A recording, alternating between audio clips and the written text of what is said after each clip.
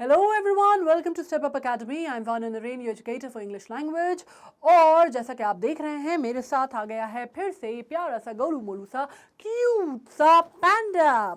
जी हाँ, ये आ जाते हैं हमेशा। और क्या होता है ना एक्चुअली कि अगर मैं इनसे नहीं मिलवाऊँ तो ये बहुत अदरवाइज ले लेते हैं, मतलब ये बहुत ही इनके ईगो पे आ जाती है बात कि ऐसे कैसे अकेले अकेले अपना इंट्रोडक्शन दे दिया और मुझे पूछा भी नहीं। तो ये वाला फंडा आ जाता है थोड़ा इनका, तो इस वजह से थोड़ा हमें इनको बेयर करना पड़ता है। खैर, आज हमें ये एक बड़ी मज़ेदार सी स्टोरी बताने वाले हैं। नॉर्मली हमें कहीं ना कहीं ये लेके जाते हैं, इनको हमको लेके जाने में घुमाने में बड़ा मज़ा आता है। पर आज हम एक ऐसी कहानी बनाने वाले हैं जो कि अगर आप लोगों ने मिस्टर इंडिया देखी है, मिस्टर इंडिया कौन सी वाली मिस्टर इंडिया? मिस्टर इंडिया एक ही आई है यार, मिस्टर इंडिया वो श्रीदेवी और अनिल कपूर वाली है ना। मतलब हम छोटे थे तब रिलीज़ हुई थी वो, लेकिन अगर आप लोगों ने देखी है, देखने लायक पिक्चर है, अगर नहीं देखी है तो बिल्कुल देखो, ठीक है। उस तरह की कहानी है, लेकिन थोड़ा सा कहानी में ट्विस्ट है। वो ट्विस्ट ये है कि वहाँ पे वो एक वॉच टाइप का गैजेट पहनता है जिसको पहन के इनविजिबल हो जाता है। और यहाँ पे जो हमारा हीरो है ये एक साइंटिस्ट है, वहाँ वो साइंटिस्ट का बेटा रहता है, यहाँ पे खुद साइंटिस्ट है। और ये बेसिकली कोई गैजेट वैजेट नहीं पहनता, एक ड्रग जो है बनाया हुआ है जिसको कंज्यूम करके ये हो जाते हैं इनविजिबल, बन जाते हैं मिस्टर इंडिया। लेकिन कहानी में थोड़ा सा ट्विस्ट ये है कि वहाँ पे मिस्टर इंडिया जो है वो फिलैंथ्रोपिस्ट है, अच्छे अच्छे बढ़िया बढ़िया दुनिया में काम करता है, दुनिया को बचाने का काम करता है। और यहाँ पे ये जो हमारे साइंटिस्ट हैं, ग्रिफिन नाम है इनका, जो हमारे स्टोरी के प्रोटैगनिस्ट हैं, वो थोड़ा सा आप कह सकते हैं कि थोड़ा सा हिला हुआ दिमाग है उनका। हिला हुआ इन द सेंस कि थोड़ा सा आप कह सकते हैं नोटोरियस माइंडेड है। और आप कह सकते हैं कि एक तरह से वो अच्छे काम करने की जगह वो न्यूसेंस जो है वो ज़्यादा फैलाते हैं, नोटोरियस काम करते हैं और अपनी शक्ति का गलत फ़ायदा उठाते हैं, राइट। तो जिसके ऊपर ये पूरी स्टोरी है और उसी स्टोरी को ही आज हमसे साझा करने वाले हैं। साझा करने वाले हैं मीन्स हमें पढ़ाने वाले हैं, बताने वाले हैं। Alright, now let's begin. अब ये बेसिकली कौन सा है? क्लास 10th का चैप्टर है ये, फुटप्रिंट्स का, फुटप्रिंट विदाउट फीट। और इनफैक्ट इतना अच्छा, इतना मज़ेदार चैप्टर है कि आपकी जो सप्लीमेंट्री रीडर है उसका नाम भी फुटप्रिंट विदाउट फीट इसी स्टोरी के ऊपर रखा गया है, यहीं से उसने अपना टाइटल लिया है। ओके, अब इसका नंबर है चैप्टर नंबर 5, वन शॉट है। Of course by now you are very sure about कि वन शॉट क्या होता है। वन शॉट, अगर आप में से कोई ऐसा है जिसको नहीं पता कि भाई वन शॉट रिविजन में हम क्या करते हैं, तो मैं एक्सप्लेन कर देती हूँ अगेन। वन शॉट में जो मैं जिस तरह से पढ़ाती हूँ मैं वो बता रही हूँ। I am not really talking about all the other teachers, सबका अपना अपना तरीका होता है पढ़ाने का, सबका अपना अपना टेक होता है। What I prefer doing is कि मैं आपको पूरा चैप्टर पढ़ा दूँ इंस्टेड ऑफ कि मैं आपको समरी बताऊँ या मैं आपको एक मोटे मोटे तौर पे एक जस्ट बताऊँ। वो चीज़ें हम बाद में करेंगे, राइट, जब हम सुपर क्विक वगैरह करते हैं रिविजन, उसमें हम करेंगे। बट यहाँ पे what I prefer doing is कि मैं आपको पूरा चैप्टर समझा दूँ ताकि कोई भी डार्क एरियाज या ग्रे एरियाज ना रह जाएं कि जिस भी तरह का क्वेश्चन आ रहा है, पूछा जा रहा है, रेफरेंस टू कॉन्टेक्स्ट आ रहा है या शॉर्ट आंसर आ रहे हैं, लॉन्ग आंसर आ रहे हैं, कोई भी आ रहा है, तो आपको ऐसा ना हो कि आप बिल्कुल जिसको कहते हैं ना आप फेज आउट हो जाएं, आपको ये ना समझ में आए कि यार ये डिटेल जो है वो मिस हो गई है, राइट। तो बेस्ट थिंग क्या होती है, आप उसके पूरे चैप्टर को पढ़ लीजिए, आपको एक बार चैप्टर समझ में आ गया तो कुछ भी आएगा तो वो हम कर लेंगे, है ना। ये हमारा तरीका होता है वन शॉट पढ़ने का। ऑफ कोर्स इसमें जो एडेड चीज़ें होती हैं वो तो हम करेंगे ही, वो तो अगर हम थीम की, समरी की, ऑथर के बारे में जानने की, क्वेश्चन आंसर्स, वो सब तो हम कवर करने ही वाले हैं। बट इनिशियल स्टार्टिंग जो है हमारी वो हम चैप्टर वाइज करते हैं, ठीक है। With this I am starting of and now that you can see over here, ये आपको नजर आ रहा है, यहाँ पे आपको नजर आ रहा है कि रेत में पैरों के निशान बने हुए हैं। और पूरी स्टोरी जो है हमारी वो इसी के ऊपर है कि भाई पैरों के निशान, एक साइंटिस्ट की बात हो रही है जो ग्रिफिन, जिसके बारे में मैंने आपको बताया। और उसमें क्या हुआ कि एक बार वो इनविजिबल तो हो जाता है। अब ये नाम इसका फुटप्रिंट विदाउट फीट क्यों पड़ा है ये भी बता दूं मैं आपको कि वो एक बार मड में ही just get spoiled in mud, और मड से निकल के, अब वो शरीर तो दिखाई दे नहीं रहा उसका, इनविजिबल हो गया, he got invisible like the glass, the sheet of glass, right. उसकी बॉडी में आपको दिखाई नहीं दे रहा कुछ, लेकिन उसके पैरों में वो मिट्टी में क्योंकि लथपथ हो गया है, सन गया है, तो जहां जहां वो चल रहा है वहां वहां उसके पैरों के निशान आ रहे हैं। So those are the footprints without feet, क्योंकि फीट तो नजर आ नहीं रहा। तो दो बच्चे जो हैं उसके फीट को, उसकी जो फुटप्रिंट्स हैं पैरों के, उसको फॉलो करते हैं जब तक वो बिल्कुल धुंधले होते होते होते होते पूरी तरह से डिसअपियर नहीं हो जाते। So that is where the name came in from, footprints without feet, ठीक है। फटाफट आ जाते हैं स्टोरी पे। अब मैं तुम्हें इसके बारे में एक और चीज़ बता दूं कि ये कहानी जो है H.G. वेल्स के द्वारा लिखी गई है। H.G. वेल्स, अगर आपने नाम सुना है तो H.G. वेल बहुत ही prominent story teller, story writer, novelist माने जाते हैं। तकरीबन 50 से ज़्यादा उन्होंने नॉवेल्स लिखी हैं। उनकी शॉर्ट स्टोरीज बहुत फेमस हैं, जैसे invisible man.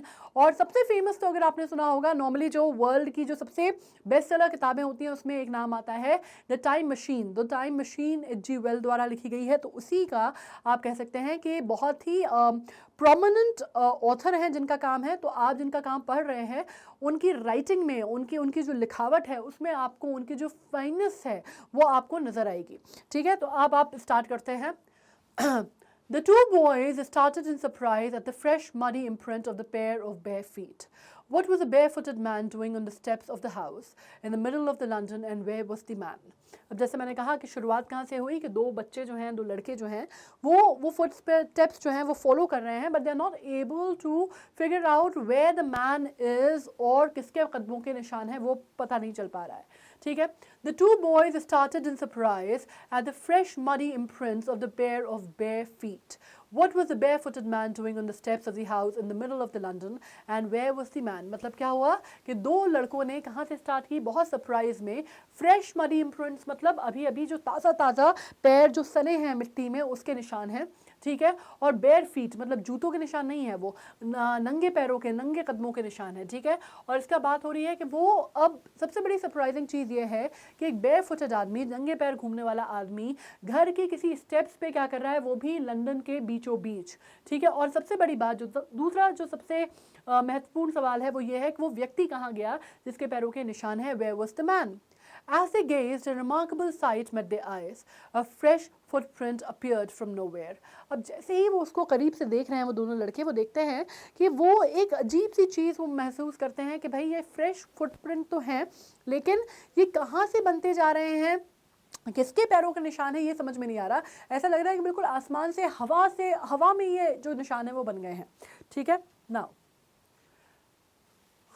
further footprint followed, one after another, descending the steps and progressing down the street. The boys followed, fascinated, until the muddy impression became fainter and fainter and at last disappeared together. अब क्या हुआ, धीरे धीरे ये footprint जो हैं ये बनते जा रहे हैं। ठीक है, और एक के बाद दूसरे बनते जा रहे हैं, और ऐसे बन रहे हैं जैसे वो डिसेंडिंग, मतलब वो आप कह सकते हैं कि स्टेप्स के ऊपर आगे की तरफ स्ट्रीट में बढ़ रहे हैं और डिसेंड कर रहे हैं। राइट, लड़के जो हैं बहुत ही जिज्ञासा से, बहुत उत्सुक होकर उसको फॉलो कर रहे हैं, बहुत ही फैसिनेटेड हैं, और वो मडी इंप्रेशन वो पीछे पीछे पीछे पीछे उनके जाते हैं जब तक वो फेंटर नहीं होते जा रहे। जाहिर सी बात है, जब आपका, जैसे अगर हम इंक में ही करते हैं, राइट, अगर वो ठप्पा लगाते हैं तो आपने इंक, अगर आप बात करते हैं इंक पैड में, आपने एक बार स्टैम्प किया, फिर आप लगाते जा रहे हैं, है ना, तो जो सबसे पहला 1 2 3 स्टैम्प होंगे वो बहुत पहला जो होगा सबसे डार्क इंप्रेशन होगा, सेकंड उससे लाइट होगा, थर्ड उससे लाइट होगा, फोर्थ उससे लाइट होगा, फिफ्थ तक आते आते उसमें कुछ भी इंप्रेशन नहीं बचेगा। तो सिमिलर काइंड ऑफ थिंग कि जब वो मड में था तो पहले दूसरे तीसरे जो निशान है वो तो बहुत गहरे छाप पड़ रहे हैं, उसके बाद वो धीरे धीरे वो छाप हल्की होती जा रही है और वो फाइनली खत्म हो जाते हैं, डिसअपियर हो जाते हैं all together. The explanation of the mystery was really simple enough. The bewildered boy had been following a scientist who had just discovered how to make the human body transparent. अब explanation, अगर हम बात करते हैं इस explanation of the mystery, वो काफ़ी सीधी सादी है, और वो ये है कि ये जो लड़के हैं वो एक bewildered boy क्यों लिखा है, क्योंकि ये लड़के जो हैं, ये बच्चे जो हैं, ये कंफ्यूज्ड हैं, इनको समझ ही नहीं आ रहा है कि इंप्रेशन कहाँ से आ रहे थे और कहाँ चले गए। ठीक है, तो आप इनकी बात कर रहे हैं कि एक साइंटिस्ट को फॉलो कर रहे हैं ये, जिसने अभी अभी हाल में डिस्कवर किया है कि ह्यूमन बॉडी को ट्रांसपेरेंट कैसे बनाना है। bewildered मतलब कंफ्यूज्ड, है ना। तो हम सीधे सीधे जो ग्लॉसरी टर्म्स हैं वो भी डिस्कस करते हुए चलते हैं ताकि आपको आगे चल के दिक्कत ना हो। Now Griffin, the scientist, has carried out experiment after experiment to prove that the human body could become invisible. Finally, he swallowed certain rare drugs and his body became as transparent as a sheet of glass, though it also remained as solid as glass.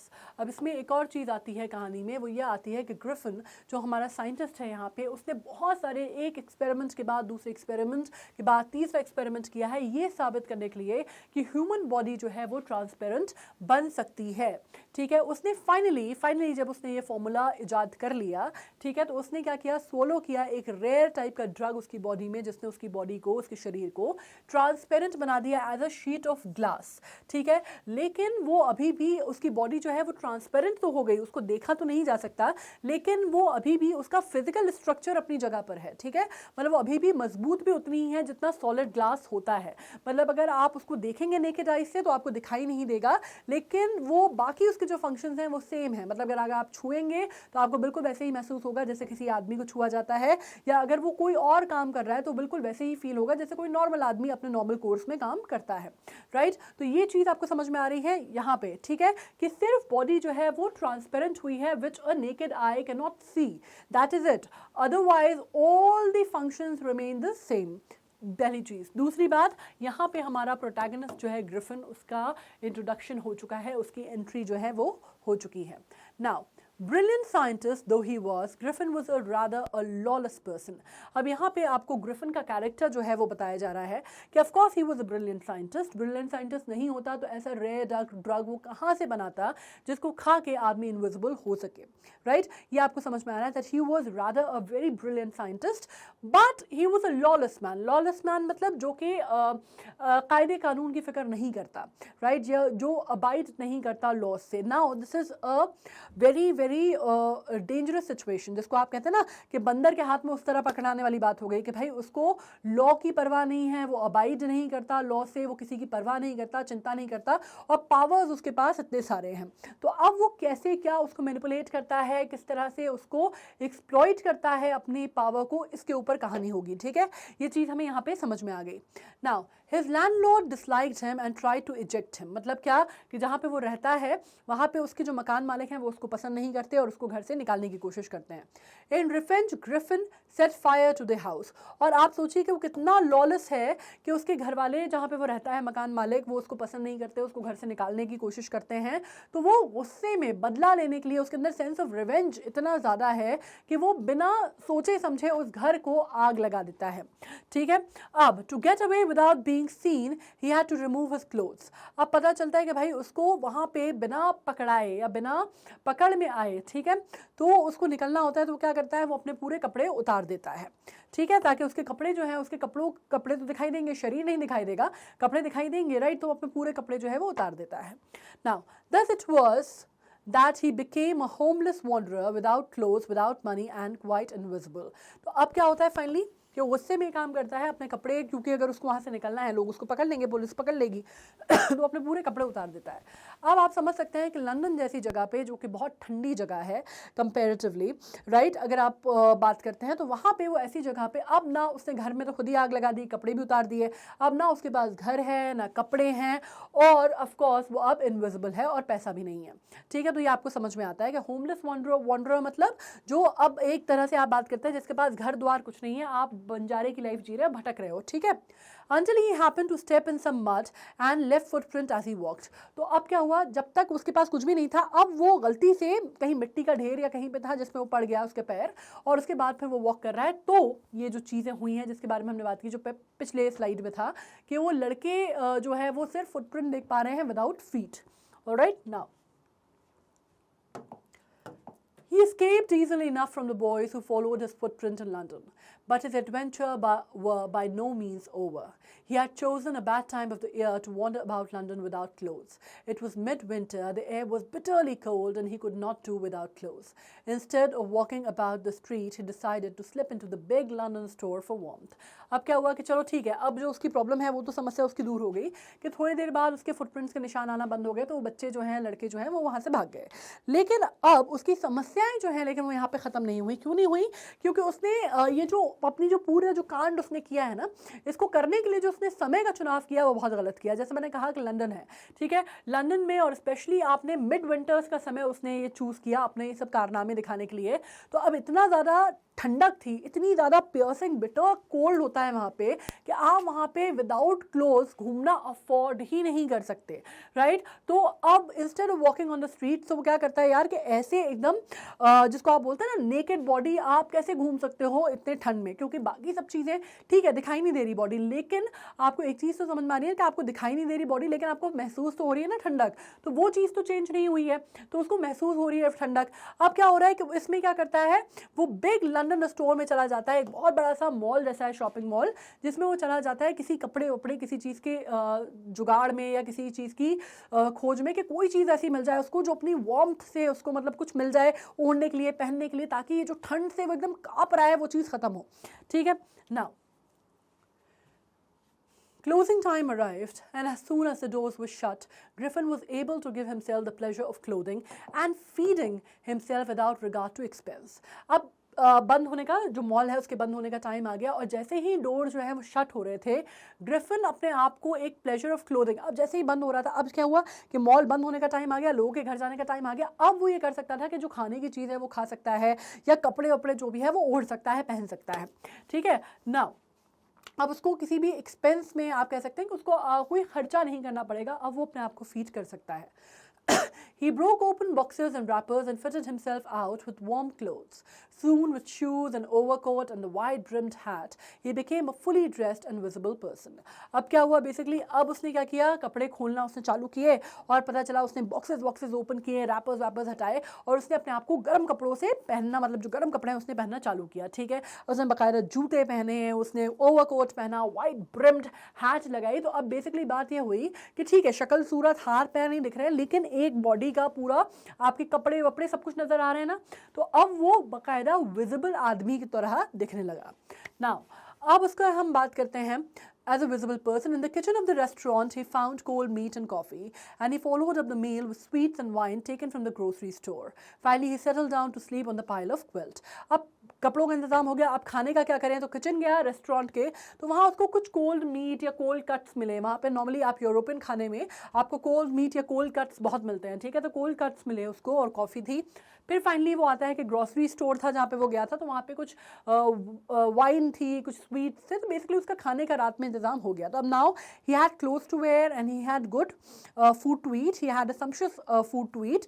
उसके बाद उसने क्या decide किया, उसने decide किया कि भाई वो सेटल डाउन करे पाइल ऑफ क्विल्ट्स पे। पाइल ऑफ क्विल्ट्स मतलब रज़ाइयाँ, क्विल्ट किसको कहते हैं हम, रज़ाई को। ठीक है, तो वहाँ पे ऑब्वियसली स्टोर था, तो उसमें रज़ाइयाँ का वार्मर्स होंगे, रज़ाइयाँ थी, तो उनमें पाइल ऑफ क्विल्ट थे, तो वहाँ पे वो सो जाता है।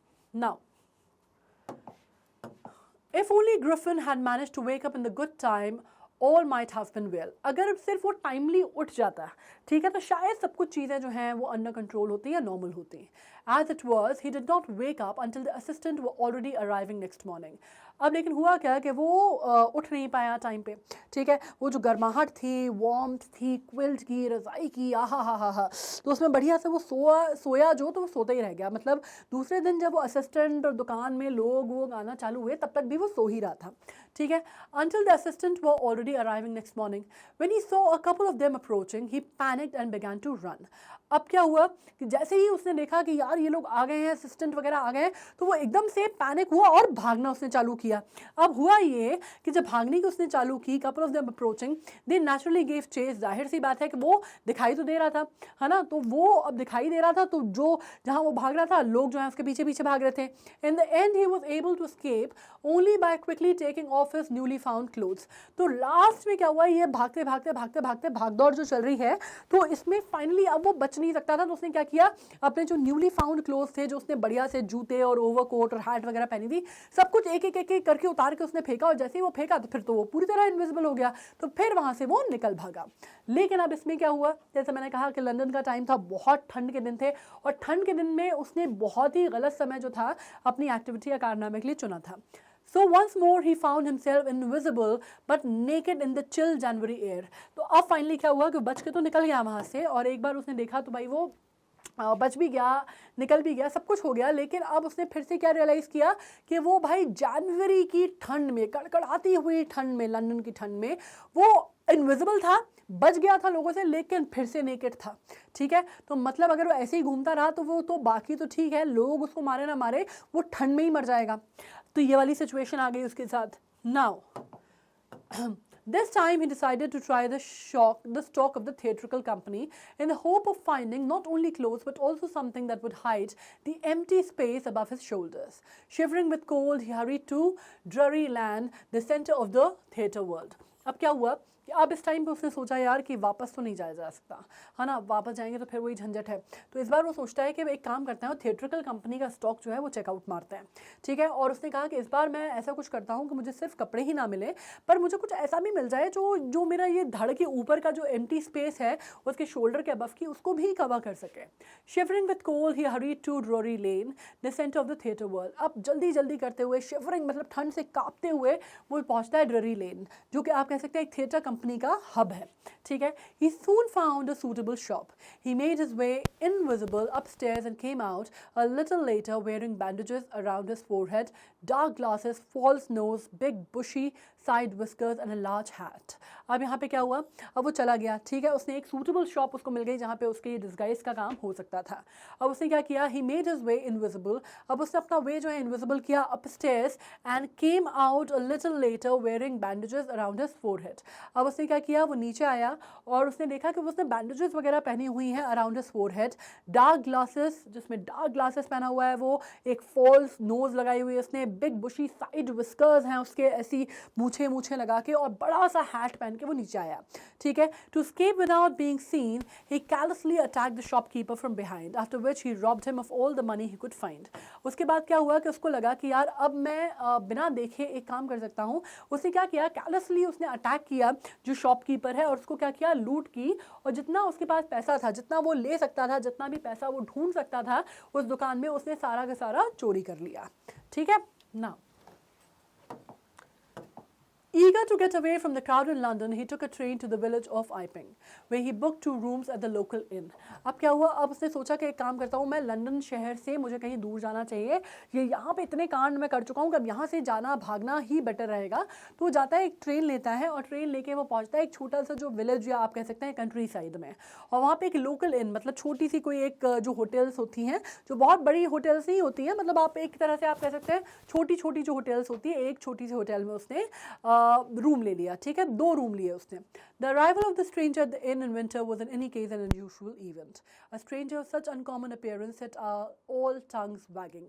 अब क्या बात हो रही है कि जब आप बात करते हैं छोटी जगहों की या छोटे से ऐसे होटल की, तो वहाँ पे विंटर में, मतलब जब आप बात कर रहे हैं यूरोप में विंटर की तो वो थोड़ा सा वैसा इवेंट होता है जहाँ पे लोग ज़्यादा ट्रैवल नहीं करते, या people do not really go out and travel, specially to the smaller locations, right. मतलब कॉस्मोपॉलिटन मेट्रोपॉलिटन की बात नहीं हो रही है, छोटे शहरों में आके लोग ज़्यादा नहीं रहते। तो इस तरह से वो वहाँ पे आके रहना वैसे भी अनयूजुअल इवेंट था।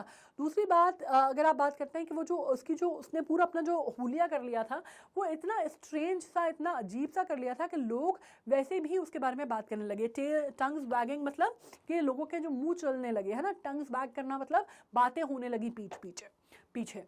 Mrs. Hall, the landlord's wife, made every effort to be friendly.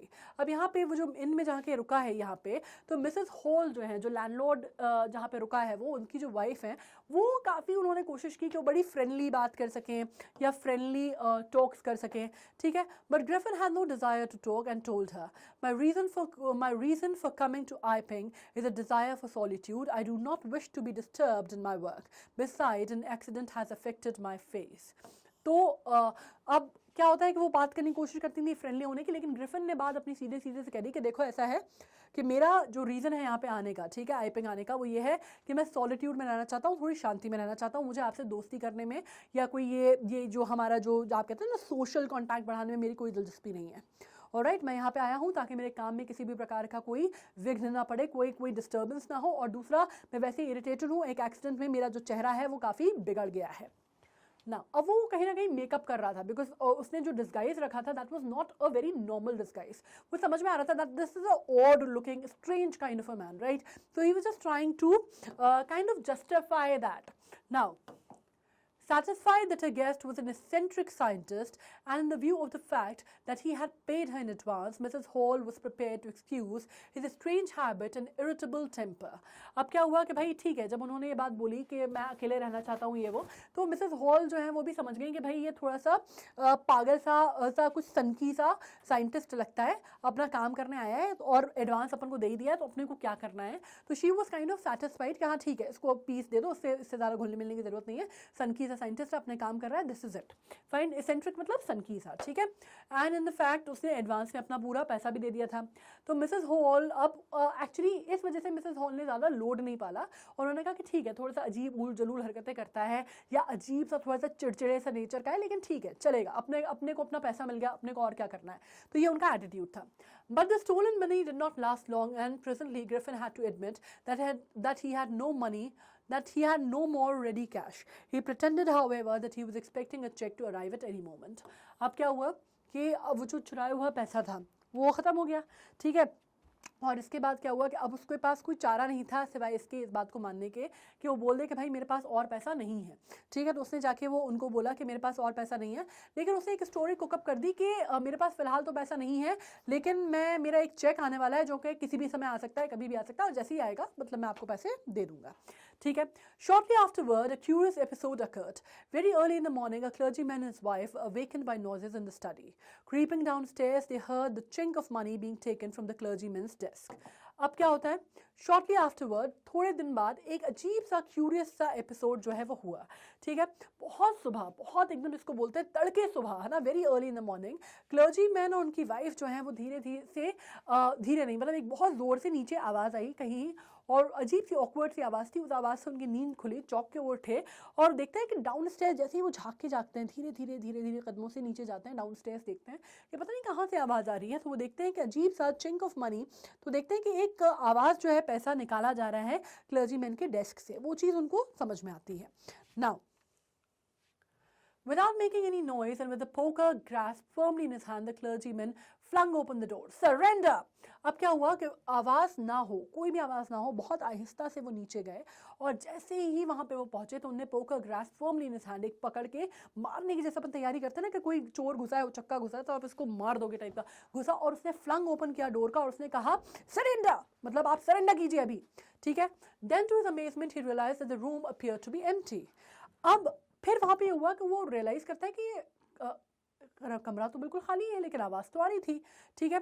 He and his wife looked under the desk and behind the curtains and even up the chimney. There wasn't a sign of anybody, yet the desk has been opened and the housekeeping money was missing.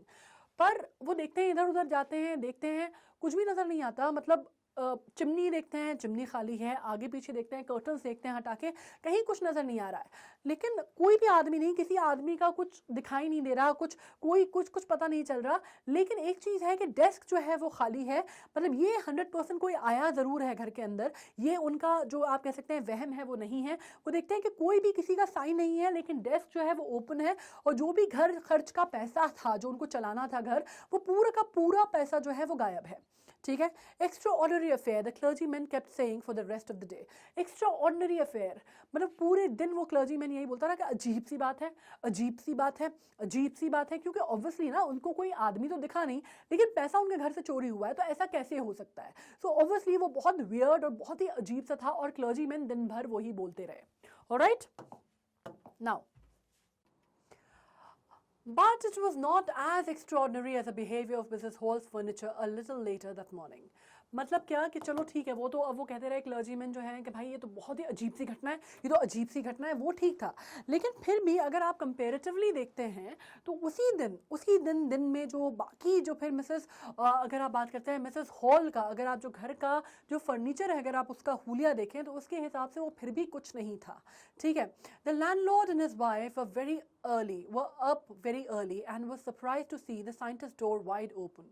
Usually it was shut and locked and it was furious if anyone entered his room.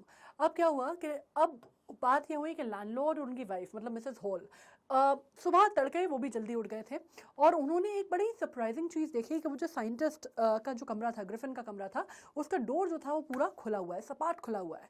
ठीक है, और ये बहुत ही unusual सी बात है क्योंकि वो ज़्यादातर अपना कमरा जो है वो बंद रखता था और अंदर से लॉक्ड रखता था, और अगर कोई बिना पूछे, बिना इजाज़त लिए या किसी ने ताक झाँक की या कोई एंटर कर गया तो मानो उसकी शामत है, मतलब एकदम हाइपर हो जाता था, फ्यूरियस हो जाता था। ठीक है, the opportunity seem too good to be missed. अब क्योंकि वो दरवाज़ा खुला हुआ था तो ये अपॉर्चुनिटी बहुत बढ़िया लग रही थी उनको कि एक बार जाके अंदर ताक झाँक करके देखी ने कि आखिर करता क्या है। मतलब पागल सा सनकी सा साइंटिस्ट है ये तो वो समझ गए थे, लेकिन ये अंदर क्या काम करता है, काहे में लगा हुआ रहता है, तो वो देखने का एक बड़ी अच्छी अपॉर्चुनिटी थी, बड़ी इंक्विजिटिवनेस थी उनमें अंदर। ठीक है, they peeped around the door, saw nobody and decided to investigate. वो थोड़ा सा उन्होंने कमरे के अंदर ऐसे झाँक के देखा, इधर उधर देखा, उनको कोई भी नहीं दिखा। ठीक है, तो वो सोचते हैं ये बड़ी बेहतरीन अपॉर्चुनिटी है, अंदर चलते हैं अपन। Now the bed clothes were cold, showing that the scientist must have been up for some time. The stranger still, the clothes and the bandages that he always wore were lying about the room. अब आप कह सकते हैं कि उसकी जो bandages और clothes जो वो पहनता है वो अभी भी यहाँ वहाँ कहीं पड़े हुए थे। ठीक है, तो आपको ये समझ में आ रहा था कि साइंटिस्ट जो है वो कपड़े जो थे वो ठंडे थे, तो आपको ये समझ में आ रहा था कि वो उठ चुका है। मतलब वो अगर वो बेड में होता तो ऑब्वियसली बेड इतना ठंडा नहीं होता, तो वो थोड़ा सा ठंडा है, तो मतलब ये समझ में आ रहा है कि काफ़ी टाइम हो गया इसको उठे हुए, और इसके कपड़े और बैंडेजेस वगैरह जो हैं वो इधर उधर पड़े हुए हैं। ठीक है, तो आपको कुछ एक थोड़ा सा अटपटी सी चीज़ जो है वो लग रही थी। All of a sudden, Mrs. Hall heard a sniff close to her ear. ठीक है, थोड़ी देर बाद मिसेस हॉल को ऐसा लगा जैसे किसी ने किया, ऐसे ही ना, इस तरह की आवाज़ की उनके बहुत कान के बड़े नज़दीक। A moment later the hat on the bed post leapt up and dashed itself into her face.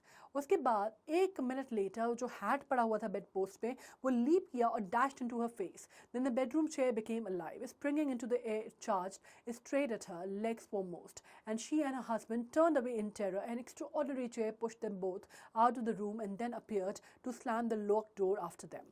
अब क्या हुआ, बेसिकली इससे ये मतलब समझ में आता है कि वो कहीं ना कहीं अंदर था। ठीक है, वो चेयर पे बैठा, उसने अपना पैर पफ किया और वो इस तरह से उसने किया कि मतलब ये दोनों जो हैं वो सरपट उनको उसने कमरे से अपने बाहर निकाला और फिर से वो डोर जो है स्लैम कर दिया, बंद कर दिया।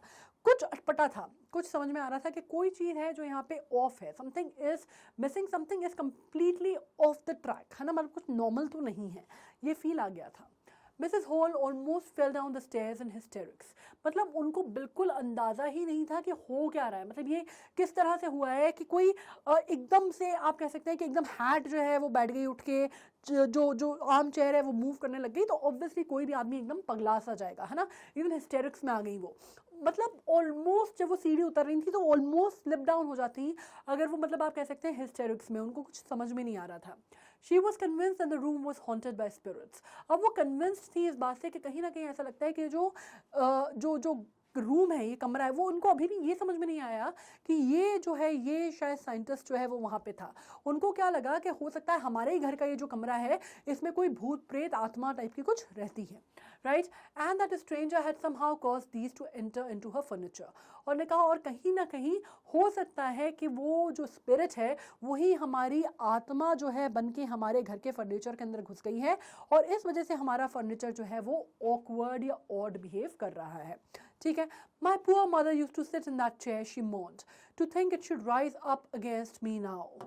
अब वो कहते हैं कि मेरी प्यारी माँ, मेरी माँ बेचारी उस पर बैठा करती थी, उस चेयर पे जो आज मुझे मारने पे तुली हुई थी, है ना, और वो एक्चुअली, और वो आज की डेट में वो मुझे, मेरे ऊपर मुझे उसने धक्का दिया, मुझे मारने को तैयार थी, मेरी माँ उस पर बैठा करती थी। Now she is so hysterical कि उसको ये समझ में नहीं आ रहा कि ऐसा कैसे हो सकता है, there has to be some other logic और there has to be some other thing to it.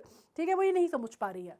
Now the feeling among the neighbors was that the trouble was caused by witchcraft. But witchcraft or not, when news of the burglary at the clergyman's home became known, the strange scientist was strongly suspected of having had a hand in it. Suspicion grew even stronger when he suddenly produced some ready cash, though he had admitted not long before that he had no money. अब जो ये चोरी हुई है clergyman के घर में, इसमें आसपास के जो लोग हैं वो कहने लगे कि इसमें कोई सुपर नेचुरल एलिमेंट, कोई भूत प्रेत का पिशाच का साया, कुछ इस टाइप की कोई चीज़ हो सकती है। ठीक है, तो अब गांव वाले हैं मानने लगे, मतलब हमारे यहाँ के होंगे या वहाँ के होंगे, गांव वाले होते हैं, मतलब उनको आप मान सकते हो बेचारे बड़े इनोसेंट से लोग होते हैं जो कि सुपर नेचुरल और भूत प्रेत में विश्वास रखते हैं। ठीक है, मतलब सुपरस्टिशियस होते हैं। तो वहाँ पे उन्होंने भी कहा कि भाई सुपरस्टिशियस लगता है, कोई भूत प्रेत पिशाच का साया है, इस टाइप की कोई बात चलने लग गई। लेकिन आप ये कह सकते हैं कि जैसे ही वो चोरी की खबर जो है क्लर्जीमैन के घर में, बर्गलरी की खबर जो है बाहर आई, तो उसमें एक चीज़ निकल के सामने आती है कि कहीं ना कहीं लोगों को लगता है कि यार ये जो साइंटिस्ट है, ये जो अजीब सा सनकी सा साइंटिस्ट है जो मिसेस हॉलवे के यहाँ रहता है, उसका कहीं ना कहीं रोल तो इसमें दिख रहा है। ठीक है, कोई ना कोई हाथ तो इसमें है, डायरेक्ट इनडायरेक्ट कैसा भी इन्वॉल्वमेंट है। क्योंकि खासतौर पर कब लगा, जब वो अचानक से उसने पैसे दे दिए कैश। अभी तक उसने कहा था कि मेरे पास कोई पैसे नहीं है, राइट, अचानक ये बर्गलरी हुई और उसके पास पैसे आ गए, तो वो एक चीज़ थी। क्योंकि उसने पहले बोला था कि मेरा चेक आने वाला है, इस तरह की बातें हो रही थी, और अब अचानक से जब पैसा आ गया तो सबको लगा कि यार ऐसे कैसे हुआ कि एक जगह चोरी हुई और उसी टाइम पे कोइंसिडेंटली इसके पास पैसे भी आ गए। तो सबके दिमाग की जो सुई है वो हिलने लग गई। ठीक है, now the village constable was secretly sent for. Instead of waiting for the constable, Mrs. Holloway went to the scientist who had somehow mysteriously appeared from his empty bedroom. अब क्या हुआ कि विलेज का जो कांस्टेबल था, मतलब आप कह सकते हैं कि वहाँ पे जो सिपाही था, उसको जो है इस काम में लगाया गया। ठीक है, लेकिन अगर आप बात करते हैं कि भाई सिपाही जो था उसको इस काम में लगाने से पहले, मतलब ये था कि उसको ये काम सौंपा जाता, उससे पहले मिसेस हॉलोवे ने ये सोचा कि मिसेस हॉल ने ये सोचा कि मैं अपने ऊपर थोड़ी सी रिस्पॉन्सिबिलिटी लेती हूँ, और वह सीधे गई साइंटिस्ट के पास, जो कि अजीब से वे में, मतलब अभी तक तो वो कमरा बिल्कुल खाली था, उसकी सामान यहाँ वहाँ बिखरा हुआ था, उस कमरे में कोई भी नहीं था, उनने झाँक के देखा था, उनने और उनके पति ने, लेकिन एकदम से वो आउट ऑफ नोवेयर, वो मिस्टीरियसली वो जो आदमी है वो कहीं से उस कमरे से निकल आता है ना, बाहर आ जाता है। I want to know what you have been doing to my chair upstairs. तो कहते हैं मुझे ये जानना है कि तुम मेरे वो जो ऊपर जो मेरे कमरे में, जो तुम्हारे कमरे में मतलब जो कुर्सी रखी है उसके साथ तुम क्या कर रहे हो? She demanded, and I want to know how it is you came out of an empty room and how you entered a locked room. और कहते हैं और दूसरी बात, पहली बात तो मुझे ये जानना है कि तुमने मेरी चेयर के साथ क्या किया है, और दूसरी बात मुझे तुमसे ये जाननी है कि ऐसा कैसे हुआ कि अभी जब हमने आके देखा था तो कमरा बंद था और तुम एकदम खाली रूम से अचानक से उभर गए, प्रकट हो गए, और दूसरी बात ये कि वो कमरा जब बंद था तो तुम अंदर गए कैसे, और अंदर कैसे गए और तुम बाहर कैसे आए, मतलब ये हुआ कैसे? You need to give me this explanation. Now, the scientist was always quick-tempered. Now he became furious. You don't understand who or what I am, he shouted. Very well, I'll show you. तो अब कहता है कि ठीक है, अब वो quick temper तो था, उसको गुस्सा बहुत जल्दी आता था, है ना, तो अब उसको आ गया बहुत तेज गुस्सा, एकदम हाइपर हो गया, आग बबूला हो गया, जिसको कहते हैं फ्यूरियस होना, मतलब उसको बहुत ज़्यादा आग बबूला हो जाना, आग बबूला हो गया, और कहता है तुम्हें क्या लगता है मैं कौन हूँ? ठीक है, तुम नहीं जानती कि मैं कौन हूँ या क्या हूँ, ठीक है, मैं बताता हूँ तुम्हें, चलो मेरे साथ। अब बात होती है, suddenly he threw off the bandages, whiskers, his spectacles and even nose. It took him only a minute to do this. The horrified people in the bar found themselves staring at the headless man. अब क्या हुआ, वो इतना ज़्यादा hyper हो गया, furious हो गया कि उसने सडनली एकदम से उसने अपनी बैंडेजेस जो थी वो निकाली, अपनी नाक जो है नकली वो निकाल के फेंक दी, उसे अपने जो स्पेक्टिकल्स, विस्कर्स, नकली मूछे जो भी डिस्गाइज था सब निकाल के फेंक दिया। ठीक है, और उसको हार्डली मिनट भर लगा ये सब करने में। अब आप देख सकते हैं कि जो आसपास के लोग थे वो सब एकदम सकते में हैं, मतलब वो हॉरिफाइड हैं, उन्होंने कभी भी ऐसा कुछ देखा ही नहीं है, वो मतलब वो खड़े होकर बस देख रहे हैं इसको कि क्या कर रहा है ये आदमी। ठीक है, और वो कहते हैं एक हेडलेस मैन, मतलब क्योंकि ऑब्वियसली वो कपड़े पहना हुआ है लेकिन बाकी उसके जो डिस्गाइज थे वो पूरे चले गए हैं, राइट, तो वो सब उसको देख रहे हैं एकदम आँख फाड़ के, पूरा सकते में, एकदम घबराए हुए कि ये क्या बला है भाई, इसका सर कहाँ गया, धड़ी धड़ दिख रहा है, बाकी तो कुछ नजर नहीं आ रहा। तो वो चीज़ जो है वो हो जाती है। अब क्या होता है, Mr. Jeffers, the constable, now arrived and was quite surprised to find that he had to arrest a man without a head. But Jeffers was not easily prevented from doing his duty. If a magistrate's warrant ordered a person's arrest, then that person had to be arrested with or without his head. अब क्या हुआ, अब mister Jeffers जो हैं वो आ गए। Mister Jeffers कौन है? कांस्टेबल हैं जिनके ऊपर वो काम सौंपा गया था, ठीक है, बर्गलरी का।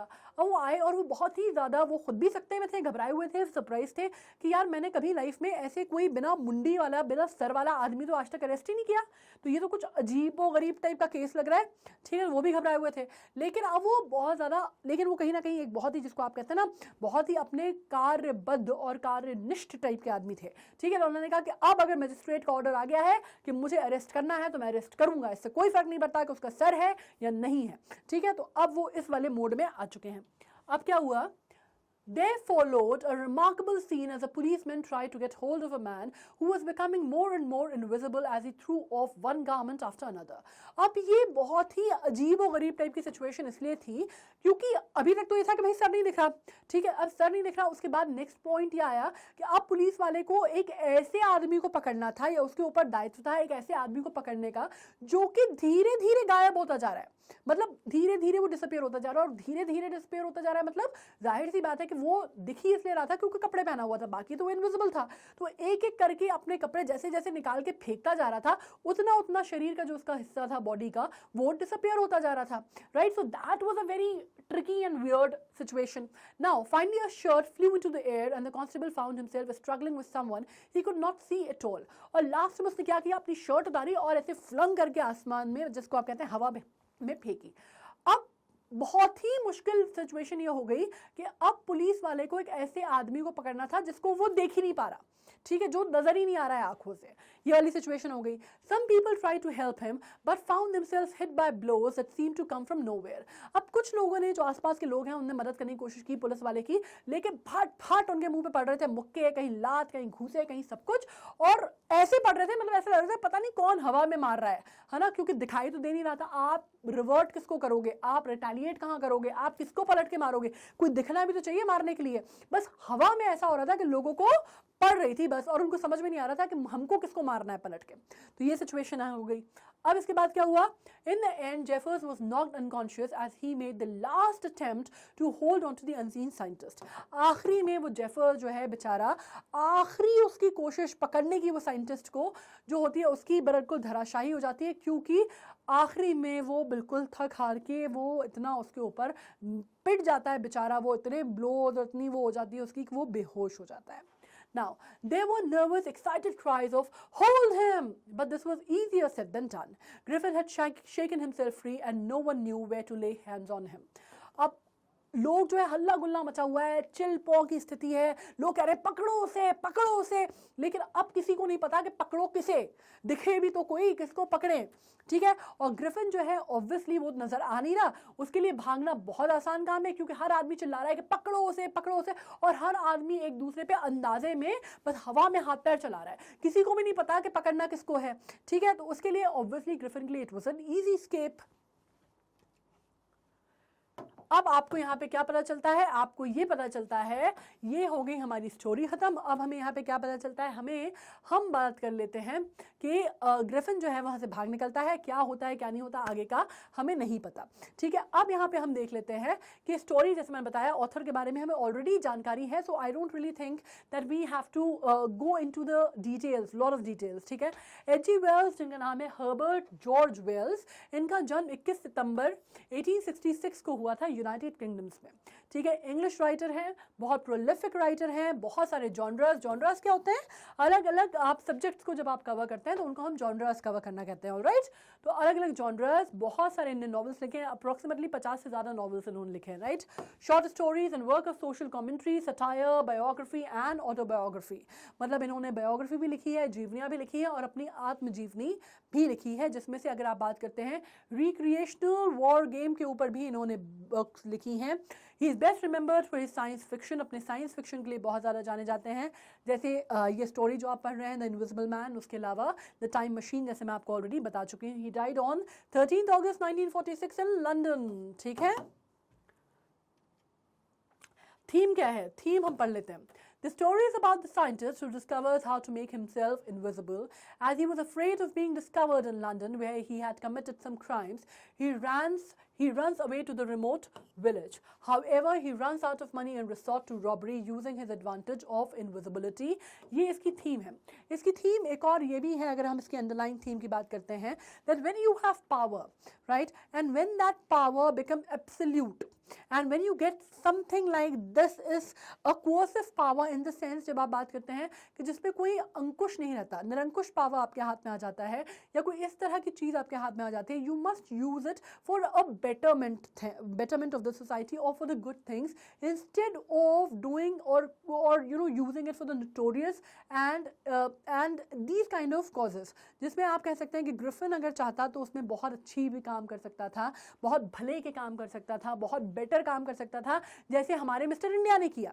लेकिन ये जो ग्रिफिन था ये थोड़ा सा सनकी दिमाग का था और थोड़ा सा जिसको आप कहते हैं ना नोटोरियस माइंडेड था, नोटोरियस बेंट ऑफ माइंड का था। तो इसने सारे उल्टे काम किए, सारे उल्टे धंधे किए, मतलब घर में आग लगा दी, चोरी कर ली और मारपीट करी, जो भी, मतलब आप कह सकते हैं कि कोई भी इसने ढंग का कायदे का काम नहीं किया, राइट। सो ही एक्सप्लॉइटेड हिज पावर, उसने अपनी ब्रिलियंस का, या उसका आप कह सकते हैं कि उसने अपनी, जिसको आप कहते हैं कि एक इंटेलेक्ट का, अपनी ब्रिलियंस का उसने गलत इस्तेमाल किया, राइट। ही मिसयूज्ड हिज ब्रिलियंस। तो इसकी थीम क्या है? Misuse of the scientific brilliance. अगर हम एक लाइन में बोलते हैं तो इसकी थीम ये है कि आप किस तरह से आपने अपनी साइंटिफिक ब्रिलियंस का आपने मिसयूज़ किया। आपको मालूम है ना, आपको कई बार ऐसे ही आते हैं लिखना होता है जब आपको कहना होता है कि साइंस एक अभिशाप या साइंस एक क्या वरदान। तो बिल्कुल आप साइंस को या तो वरदान ट्रीट कर सकते हैं या अभिशाप कर सकते हैं। यहाँ पे उसने साइंस को क्या किया?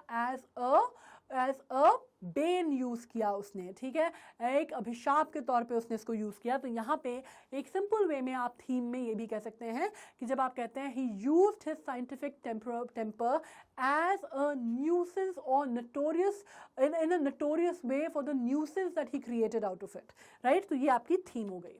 नाउ अब क्वेश्चन आंसर्स पे आ जाते हैं। बहुत ज़्यादा कोई ग्लॉसरी के टर्म्स तो थे नहीं जिसपे हमने बहुत ज़्यादा, जो थे वो मैंने आपको बता ही दिया।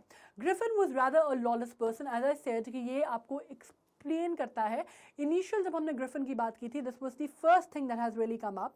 जब आपसे बात की गई थी और मैंने आपसे कहा था कि जो कैरेक्टर बताया जा रहा था ग्रिफिन का, उसमें कहा गया था that he was a brilliant scientist but a lawless person. So this is one of the things जिसमें हमें कमेंट करना है। Now when I say about it, Griffin was not bothered if he had harmed anybody in the fulfillment of what he wanted. He set his landlord's house on fire because the landlord tried to make him leave. Right? Eject करना मतलब उसको घर से निकालने की बात हो रही है. Then his robberies at shops and later in the village indicate that he was a lawless person. When he encountered the landlady of the inn, he threw a chair at her and her husband. Lawless person like Griffin never thinks about the safety and well-being of others.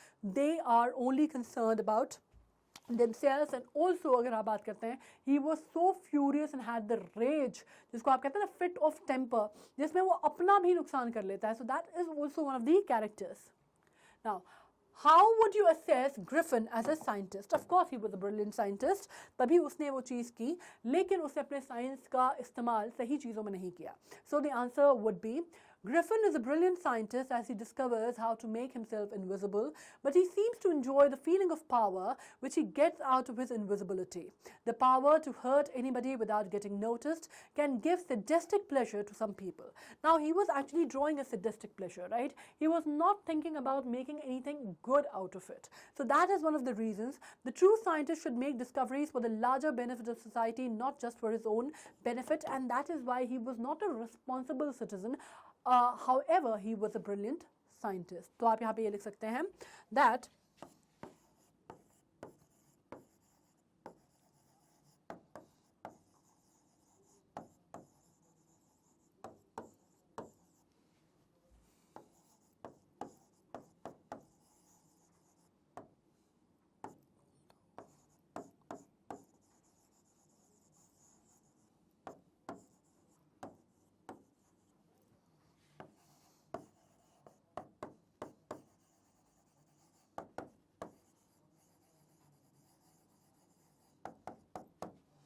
he was a brilliant scientist.